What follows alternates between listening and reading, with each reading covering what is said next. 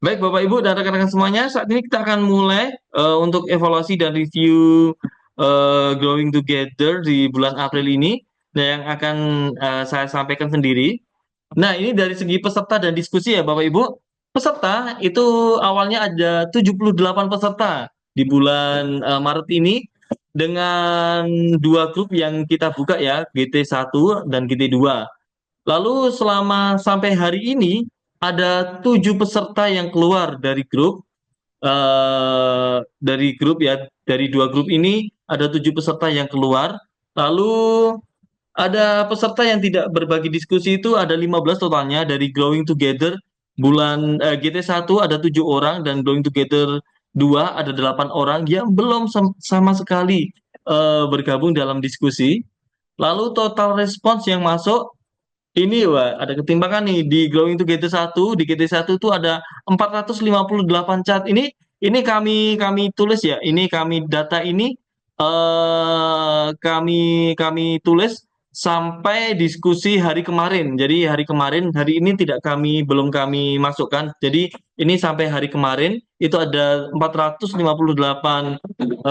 diskusi yang terjadi. Lalu di GT2 ada 305 diskusi. Jadi wah lumayan banyak ya ini untuk apa? Untuk selisihnya. Dan paling banyak yang didiskusikan itu di Growing Together minggu kedua. Ini GT1 dan di GT2 sama.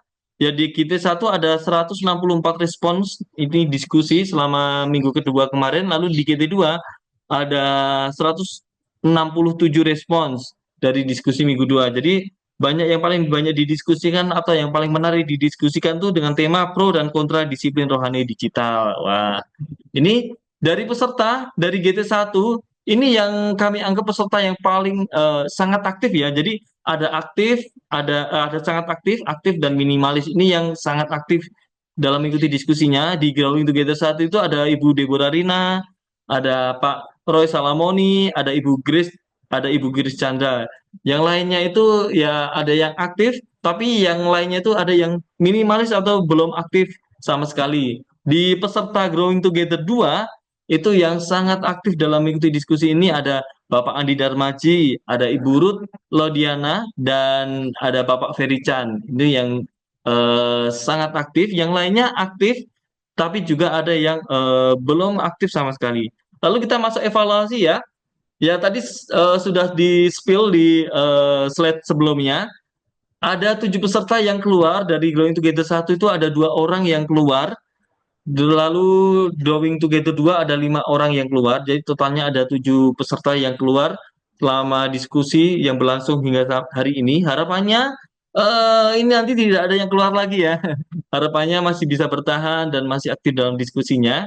Dan masih ada 15 peserta yang belum mengikuti diskusi sama sekali hingga hari ini. Jadi tadi kami lihat cek keaktifannya ternyata masih ada 15 peserta yang sama sekali belum aktif, belum masuk di dalam diskusinya.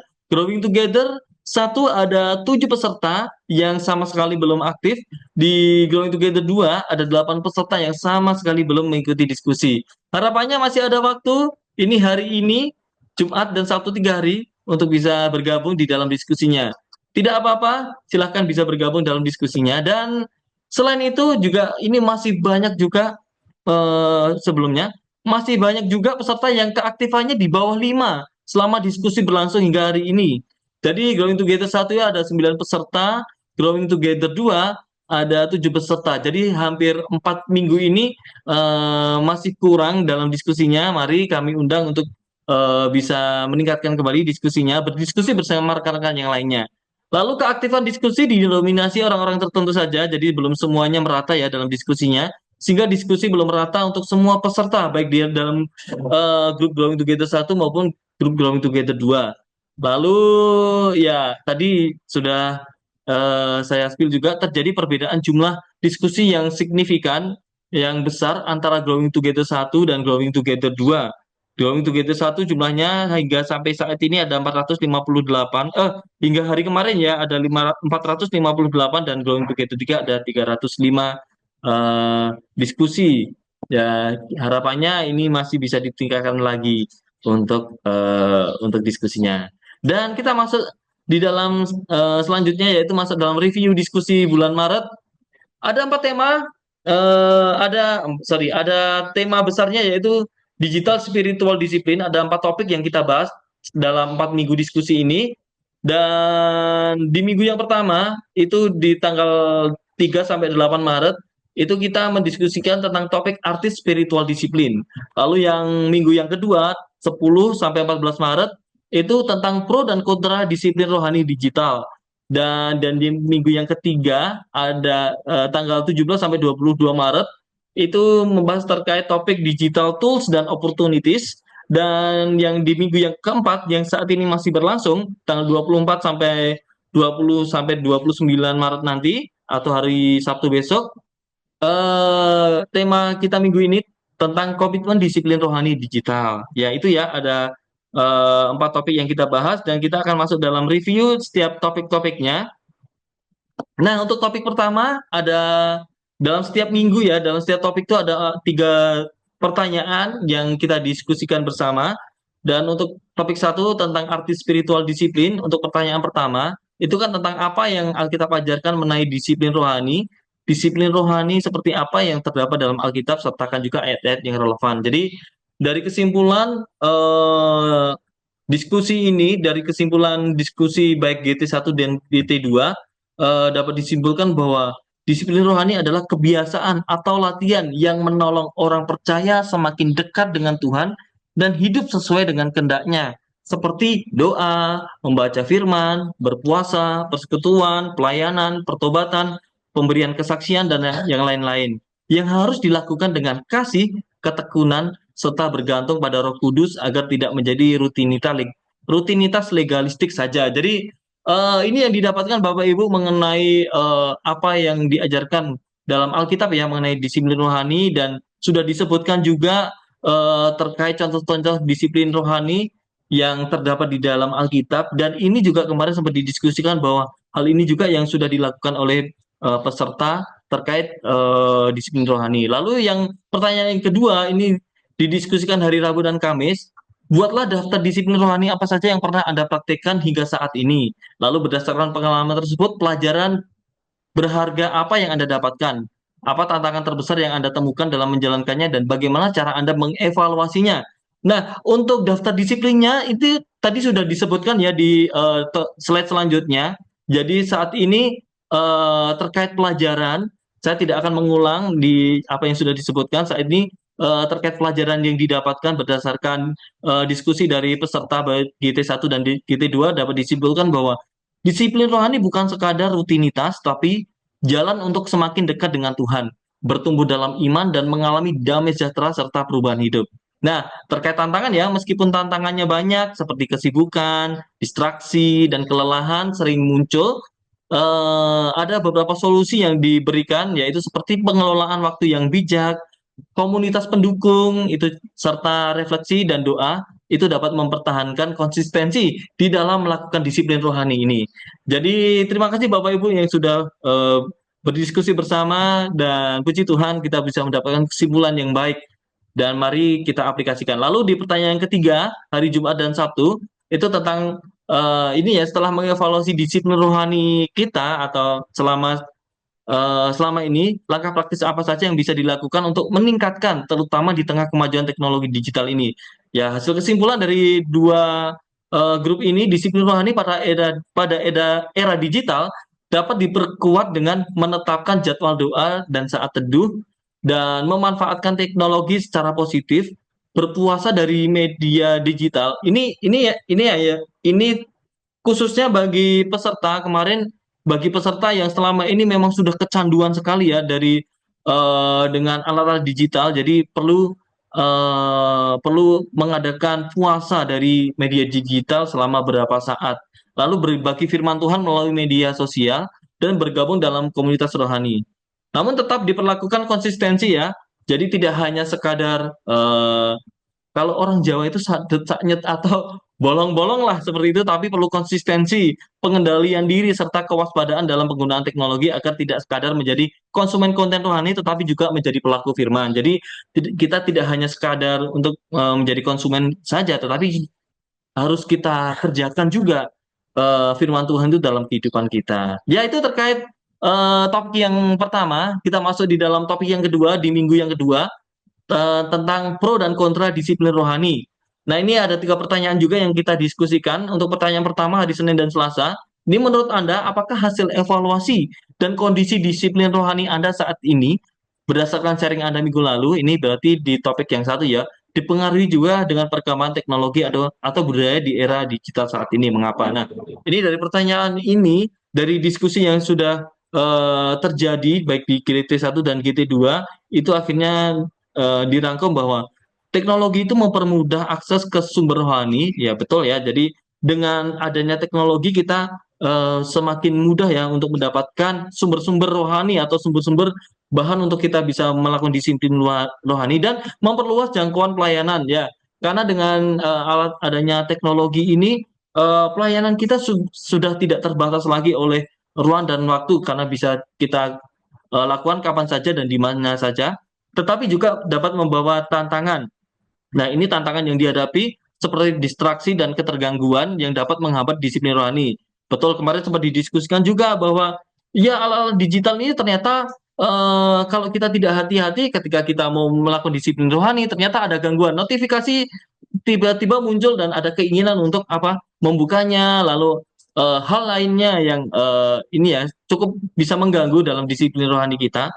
Jadi perlu keseimbangan, perlu kebijaksanaan dan pengendalian diri dalam menggunakan teknologi teknologi ini sehingga bisa menjadi sarana ya mendukung untuk kita melakukan disiplin rohani. Lalu pertanyaan yang kedua, kemarin di hari yang Rabu, Kamis, ini untuk topik yang kedua, itu terkait kita diminta untuk mencari beberapa referensi yang menolong kita untuk membuat daftar pro dan kontra pemanfaatan teknologi digital untuk disiplin rohani bagi orang percaya. Atau kita juga bisa menyusun daftar tersebut berdasarkan pengalaman selama ini. Jadi ya ini pro dan kontranya banyak. Ini akhirnya bisa dirangkum ya dari kedua grup ini. Teknologi digital memberikan kemudahan bagi disiplin rohani melalui akses ke Alkitab, ini pronya ya. Lalu berkomunikasi visual dan pembelajaran, tetapi juga menimbulkan tantangan. Ini kontranya, seperti gangguan, ketergantungan kita terhadap teknologi tersebut, dan kurangnya kedalaman spiritual sehingga keseimbangan dan kebijaksanaan dalam penggunaannya menjadi kunci agar tetap mendukung hubungan dengan Tuhan dan sesama. Jadi pro dan kontra sudah didapatkan. Ya pastinya setuju teknologi mempermudah kita dalam mengakses Alkitab, bahan-bahan teologi lainnya, dan berkomunitas itu juga lebih mudah karena kita bisa menggunakan secara virtual dan pembelajarannya juga kita lebih mudah karena dapat diakses dimanapun dan kapanpun kita bisa mengakses semua bahan-bahannya. Tetapi yang kontranya kan tantangan yang dihadapi, gangguan-gangguan dari disiplin rohani ini. Jadi Bapak Ibu perlu keseimbangan ya dalam penggunaannya dan keseimbangan juga tidak melulu harus apa ya kalau kemarin kan di diskusi dalam persekutuan tuh tidak melulu di dalam virtual tapi perlu juga untuk apa perlu juga untuk persekutuan itu dilakukan secara pertemuan. Jadi ini yang akan menjadi keseimbangan ya untuk mendukung hubungan relasi kita dengan Tuhan dan relasi kita dengan sesama. Lalu untuk yang di pertanyaan ketiga di topik yang kedua ini, bagaimana Anda memastikan atau langkah-langkah konkret teknologi atau AI tidak akan mengendurkan disiplin rohani Anda? Perlukah sampai melakukan detox digital misalnya itu ya? Jadi ya ini dapat disimpulkan teknologi digital dari diskusi ini, teknologi digital dapat mendukung atau juga dapat menghambat disiplin rohani. Ini tergantung pada cara penggunaannya sehingga keseimbangan, kesadaran diri sangat penting dalam mengontrol penggunaan melalui langkah konkret seperti mengatur waktu ibadah tanpa ada gangguan. Jadi ini kemarin ada peserta yang berdiskusi atau menyampaikan sharingnya bahwa ketika ibadah waktu ibadah atau waktu merenungkan firman Tuhan, alat-alat digital tuh benar-benar dijauhkan dari jangkauan sehingga dalam melakukan disiplin rohani ini benar-benar bisa fokus. Jadi ini peserta yang tidak menggunakan digital alat-alat digital tetapi yang masih menggunakan buku untuk melakukan renungan dan sebagainya. Lalu juga memanfaatkan teknologi rohani. Ini bisa dimanfaatkan dalam mendukung ya dari pemanfaatan lalu serta melakukan detox digital jika diperlukan. Jadi kemarin juga detox digital ini lebih kepada gini, eh untuk melakukan puasa digital terlebih dahulu. Jadi fokus kepada Tuhan. Ini untuk beberapa saat tidak memegang alat digital ya. Ini memang bagi ini ya, bagi khususnya bagi orang-orang yang sudah benar tidak bisa lepas dari alat digital ini dan itu sungguh jadi kecanduan ya. Kalau tidak lepas tapi untuk kemuliaan Tuhan kan oke, tapi yang kecanduan kecanduan itu memang perlu adanya detox digital ini sehingga bisa seimbang hidupnya dalam kehidupan rohani maupun kehidupan dalam penggunaan digital alat digital atau AI ini. Ya, itu Bapak Ibu untuk topik kita di yang kedua yang kita bahas di minggu yang kedua dan kita akan masuk di dalam review di topik yang ketiga tentang digital tools dan opportunities. Masih sama, ada 3 pertanyaan kita bahas. Di pertanyaan pertama itu tentang bagikan contoh-contoh dari Alkitab yang menunjukkan bagaimana orang percaya pada zaman itu memanfaatkan teknologi dan media yang tersedia untuk belajar menyebarkan firman Tuhan. Lalu pelajaran yang didapatkan dari contoh-contoh tersebut. Nah, ada beberapa teknologi yang saat itu yang berhasil dirangkum ya, yang disebutkan oleh peserta dan di sini saya akan merangkumnya. Pada setiap zaman, umat Tuhan selalu memanfaatkan teknologi dan media yang tersedia untuk menyebarkan firman Tuhan. Melalui teknologi saat itu gulungan kitab, lalu surat-surat yang ditulis oleh para rasul, lalu dengan beberapa simbol-simbol itu menjadi teknologi yang berkembang saat itu hingga alat-alat transportasi maupun ini ya jalan penataan jalan itu sebagai sarana untuk mereka memanfaatkan teknologi yang ada saat itu untuk kemuliaan Tuhan ya. Jadi saat itu dapat disimpulkan juga bahwa Tuhan itu turut bekerja dalam kemajuan teknologi dan teknologi yang berkembang setiap zaman, khususnya dalam zaman Alkitab yang terjadi di Alkitab itu dipakai Tuhan untuk apa? Untuk menyebarkan firman-Nya atau untuk memberitakan firman-Nya sehingga setiap orang dapat menerima firman-Nya dengan baik.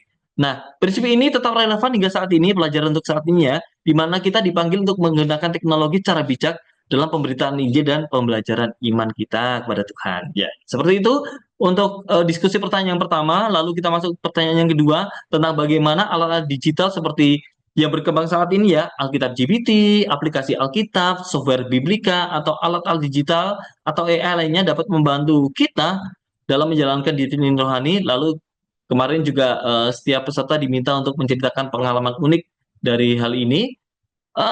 Dapat disimpulkan dari kedua Growing Together ini, dua grup ini bahwa alat digital seperti aplikasi Alkitab, software, Biblika, AI ini sangat membantu dalam studi Alkitab, dalam disiplin rohani, dan dalam persiapan pelayanan.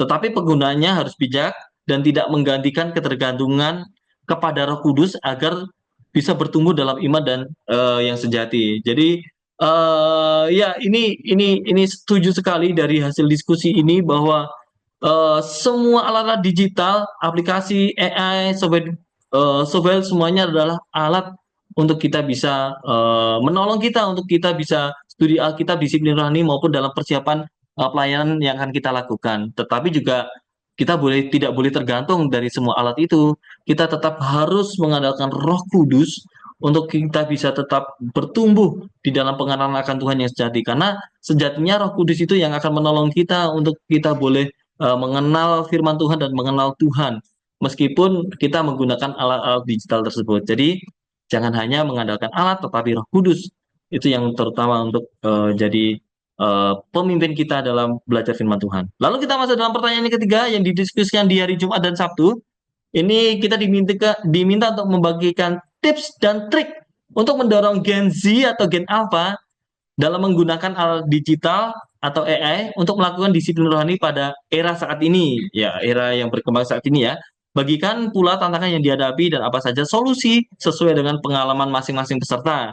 Jadi kemarin tips dan triksnya yaitu eh, tips dan triknya itu pendekatan komunitas digital diajak dalam setiap komunitas digital yang membangun. Lalu perlu adanya mentoring kita ya orang dewasa kepada orang muda dalam penggunaan teknologi dengan baik sih ya tepat dapat digunakan untuk kemuliaan Tuhan dan membuat konten kreatif yang berbasis AI ini efektif ya untuk mendorong Gen Z, Gen Alpha dapat berdisiplin rohani karena hal-hal tersebut itu yang dekat dengan mereka karena mereka hidup di era digital, lahir di era digital dan hal tersebut yang saat ini yang menarik dalam generasi mereka untuk mereka bisa melakukan disiplin rohani. Lalu ya pasti ada tantangannya yaitu terkait distraksinya, kurangnya motivasi ya karena belajar firman Tuhan kalau kita tidak dorong mereka, mereka kurang motivasi karena ada hal yang lebih menarik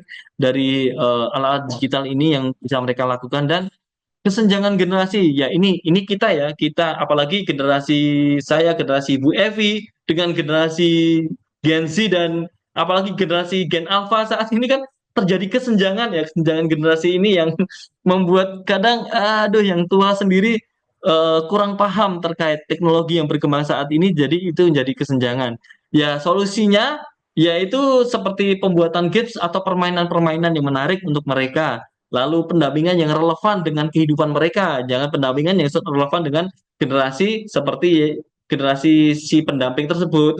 Itu nanti akan membosankan bagi anak-anak. Dan juga pemanfaatan tren yang berkembang saat ini bisa digunakan untuk menolong mereka untuk bisa membangun kebiasaan rohani yang berkelanjutan. Nah, tren kemarin di tempat saya sempat ada diskusi nih terkait tren yang menarik saat ini kan velocity. Bahwa velocity ini menjadi tren yang kemarin sempat didiskusikan oleh Kak Nikos, Kak Jepania, dan untuk membangun kebiasaan rohani. Kemarin sepertinya ada yang sudah mencoba juga dari tren ini. Ya, semuanya apapun tren yang berkembang apapun ya bisa kita gunakan untuk membangun kebiasaan rohani dan biarlah itu menjadi sarana bagi Gen Z maupun Gen Alpha untuk mengenal Tuhan dan mengenal firman Tuhan lebih lagi. Oke, itu di topik yang ketiga dan masuk ke topik yang keempat ini mohon maaf sebelumnya topik yang keempat ini baru sekadar ini ya di pertanyaan yang pertama yaitu didiskusikan hari Senin dan Selasa karena untuk pertanyaan hari Rabu dan Kamis ini masih berlangsung dan pertanyaan hari Jumat dan Sabtu juga belum kita diskusikan jadi untuk reviewnya ini sampai di pertanyaan yang pertama yaitu tentang silakan bagikan ayat atau ayat-ayat dari firman Tuhan yang menolong Anda berkomitmen teguh menjalankan disiplin rohani digital yang sudah Anda sharingkan di Growing Together Maret 2025 ini. Mengapa ayat tersebut menguatkan? Sebenarnya Bapak Ibu ayat-ayat yang disampaikan tuh banyak sekali dan kemarin ketika saya ini ya merangkum itu ternyata banyak sekali tetapi eh, itu nanti ini ya tidak bisa kami sebutkan di sini tapi yang jelas dari pertanyaan ini dapat disimpulkan bahwa firman Tuhan adalah dasar utama dalam disiplin rohani digital yang membantu menjaga hati, pikiran, menggunakan teknologi dengan bijak, serta memuliakan Tuhan dalam aktivitas digital. Sehingga komitmen iman tetap teguh di tengah tantangan era digital saat ini. Jadi Bapak Ibu, kiranya alat digital saat ini yang berkembang bisa menolong kita untuk berdisiplin rohani, menggunakan dengan bijak, dan biarlah semuanya itu hanya untuk hormat kemuliaan nama Tuhan. Masih ada eh, pertanyaan dua yang saat ini kita diskusikan. Mari kita berdiskusi bersama. Dan yang belum diskusi sama sekali, silakan bisa bergabung. Tidak usah malu karena kita bertumbuh bersama. Dan bagi peserta yang lainnya yang saat ini masih belum konsisten dalam diskusinya, silakan juga bisa bergabung. Dan nanti masih ada pertanyaan ketiga di Rabu Jumat yang nanti akan kita diskusikan bersama. Kiranya ini bisa menolong kita. Nah, ini ada beberapa konten-konten yang kita eh, berikan juga. Kemarin kami minta sharing pendapat, masih ada satu dalam proses editing juga. Untuk sharing pendapat, ini juga kami mengambil quote-quote dari peserta diskusi. ada berapa quote yang kita minta. Ini hanya sampel saja.